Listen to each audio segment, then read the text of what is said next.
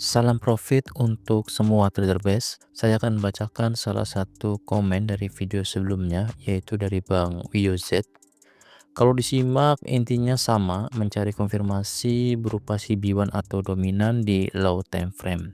Dan masalahnya ada di tingkat kesabaran si trader.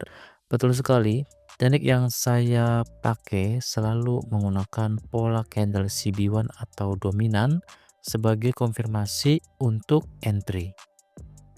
Dan biasanya saya akan cari di time frame bawahnya untuk konfirmasi entry-nya ini.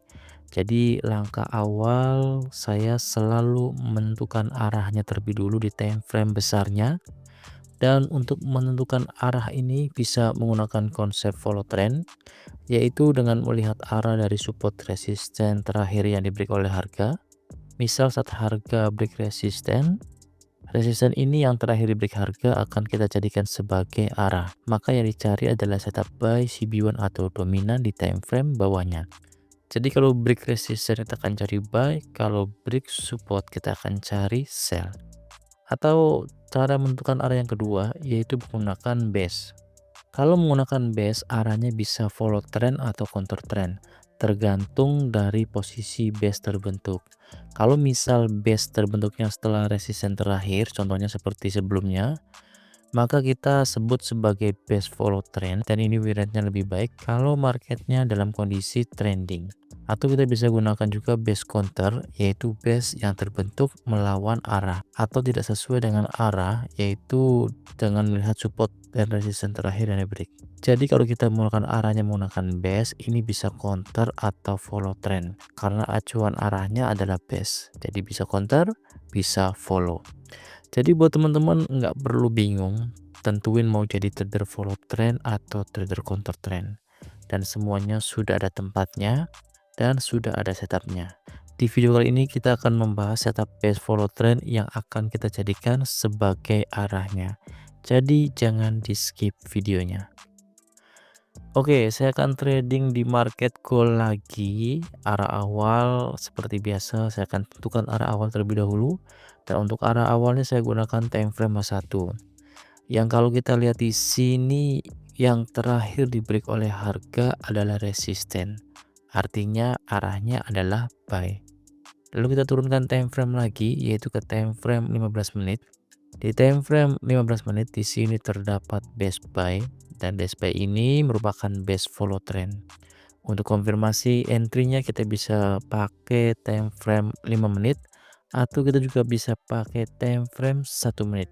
Jadi untuk konfirmasi entry ini kita bisa turun satu atau dua time frame dari time frame base. Dan kedua cara entry ini memiliki plus minusnya tersendiri, artinya ada kekurangan dan kelebihannya tersendiri. Untuk detailnya, teman-teman bisa lihat video yang sudah saya buat di playlist materi. Karena kalau saya jelasin di video ini, maka videonya akan jadi sangat panjang. Oke, di time frame 5 menit di sini harga udah sentuh base tapi masih belum ada setup CB1 atau dominan. Jadi saya akan gunakan time frame 1 menit untuk konfirmasi entry. Artinya di sini saya pakai konsepnya entry-nya yaitu 2 time frame di bawah time frame base. Kalau kita lihat di sini di time frame 1 menit market udah respon base-nya dengan membuat setup buy dominan break.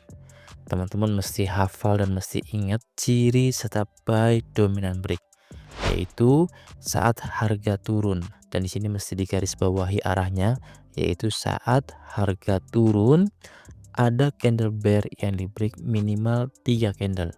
3 candle ini minimal, jadi bisa lebih, tapi nggak boleh kurang dari 3 candle. Di sini candle bear-nya sebagai candle dominan dan candle bull yang ketiga ini sebagai candle break atau candle konfirmasi. Sebelum lanjut videonya, buat asa keterampilan trading teman-teman tapi dibayar kalau menang, dan untuk daftarnya ini gratis. Teman-teman bisa ikut trading kontes Fast Bull yang disponsori oleh B-Market dan TMGM dengan total hadiah $9.000. Untuk daftarnya ini dimulai dari tanggal 11 September. Untuk mulai kontesnya yaitu tanggal 27 Oktober sampai 8 November 2025.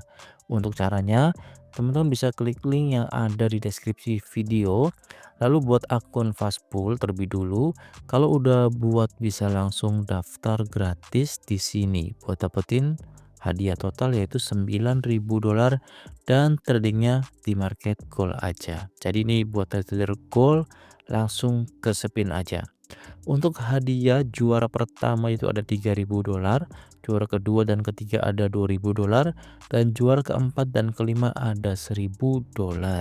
Kontes ini untuk trader Asia aja.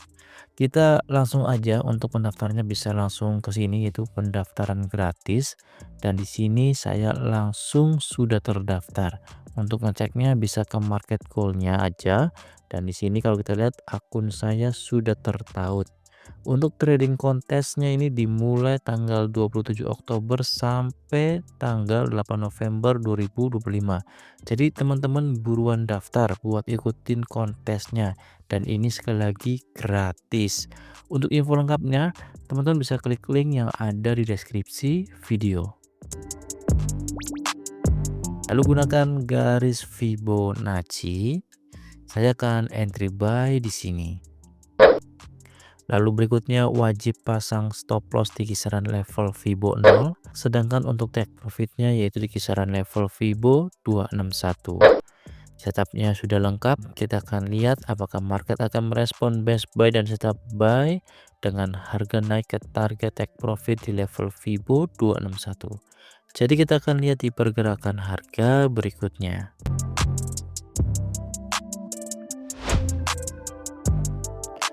Pergerakan harga berikutnya, oh ya, sebelumnya saya kurang tepat untuk mengisi atau untuk menentukan harga stop lossnya.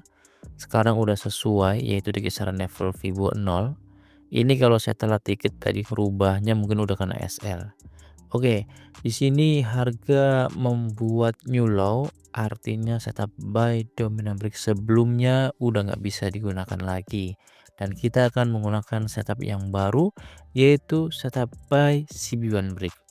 Buat teman-teman yang masih bingung buat nentuin candle CB1 karena takut selevel, karena kalau selevel dengan IB maka tidak bisa kita gunakan sebagai candle CB1. Cara yang paling mudah yaitu dengan menghitung candle, yaitu minimal candle ketiga dari candle terakhir tren.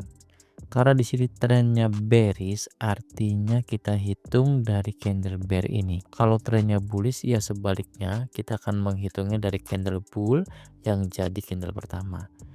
Candle bear ini karena bearish yaitu menjadi candle pertama. Kita hitung minimal candle ketiga. Kalau lebih boleh. Contohnya ini 1, 2, 3, dan keempat. Candle bull ini merupakan candle CB1. Kalau misalnya di sini yang ketiga, yang ini juga boleh. Yang nggak boleh kalau candle kedua.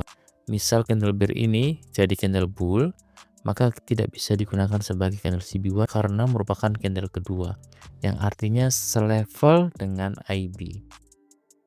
Karena biasanya teman-teman nyangka kalau candle kedua ini misalnya ini merupakan candle bull, teman-teman menganggap ini adalah CB1, padahal bukan. Sekali lagi karena selevel dengan IB.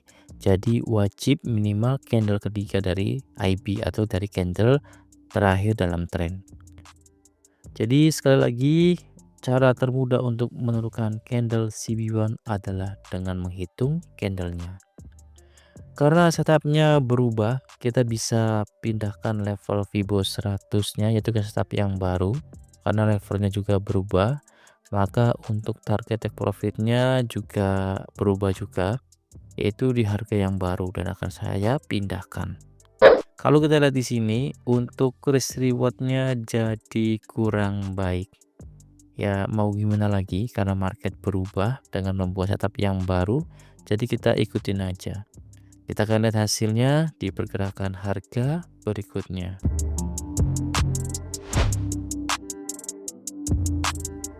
Pergerakan harga berikutnya, market merespon setup buy CB1 break dan harga naik saat ini udah sampai ke level Fibo 261 sekaligus menyentuh target take profitnya. Kalau kita lihat best buy follow trend yang sebelumnya saya tanda di time frame 15 menit ini udah di break, artinya nggak bisa digunakan lagi. Tapi kenapa harga masih merespon setupnya? Karena harga tertahan oleh best buy bawahnya, sehingga masih direspon oleh market dan harga naik sesuai dengan setup yang terbentuk, yaitu setup buy CB1 break. Teknik ini mudah dan betul yang dikatakan oleh Bang Wio Z, butuh kesabaran untuk setupnya terbentuk sempurna. Tapi yang terpenting kita tahu apa yang kita tunggu. Jadi kesabaran kita untuk menunggu jelas, yaitu setup yang paling kita kuasai. Sehingga kita nggak akan kehilangan peluang atau momen.